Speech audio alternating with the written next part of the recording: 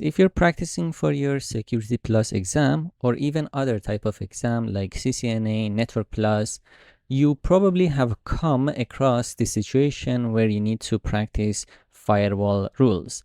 And sometimes it's a little bit confusing. So in this video, I'll show you a free resource that I've built in order to help you practice firewall in general. Head to my website and simply click on this Firewall Lab. It's free. It's going to bring you into this platform and you can begin practicing. Usually, Firewall has two certain rules. The first rule is that at the bottom of your firewall rules, you have this thing called implicit deny, meaning that if you do not define any rule in your firewall, by default, every single thing should be blocked. That's common in almost all firewalls. The other rule is that if you define a rule in order to, let's say, rule number 2, and then later on you try to change this via defining another rule, let's say rule 17, this is not going to work. The priority is going to always be to the one that was defined first. An example, let's say you want to block FTP port 21. What you do, you will try to define it on rule 2, you will block FTP, and then later on you decide to allow it. So on rule 17, you will try to allow this port 21, sorry, not 22, that was SSH. And then this is not going to work because it's shadowed by the previous rule, rule 2, and thus the order matters a lot.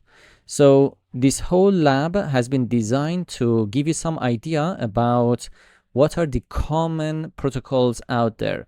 Like FTP is on port 21, SSH is on port 22, and so on. And you're going to also understand that if port 22 SSH is going to use TCP or UDP. Furthermore, you can advance this whole lab via making the scenario more complicated. So on level 1, we have a very simple scenario, and these scenarios are dynamic. So the IP addresses are not going to be the same. Every time you generate a new scenario by clicking this button, you are going to see different IP addresses and different, let's say, service that you need to configure. So for example, in here, if I zoom, this scenario says connectivity issue, a remote consultant at this IP address requires access to the internal server at this specific IP address, the destination, using TFTP.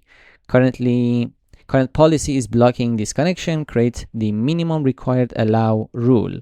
So what you need to do, you need to create a rule in here. Simply you will press add, and then you put your source and destination. So let's say this is our source, copy and paste. This is our destination, copy and paste. And then you're going to have to know if TFTP uses TCP or UDP. And then you're going to have to know which port TFTP is on by default. If you do not know, don't worry about that as well. I've created a hint in here. You simply press this button and then it's telling you, hey, TFTP uses port 69 via the protocol UDP, and it stands for Trivial File Transfer Protocol. So that's why it's using UDP. And then you will put down those information in here. Do you need to allow it or do you need to block it? We need to allow it, obviously. And then you verify, did you got it correctly or not? And you did. If for whatever reason you put the port, let's say 68, you verify, it will tell you what's the problem. And then let's say you couldn't figure it out, you say what's the solution? It will tell you exactly what you need to put in order to get this right. Then you practice over and over and over again.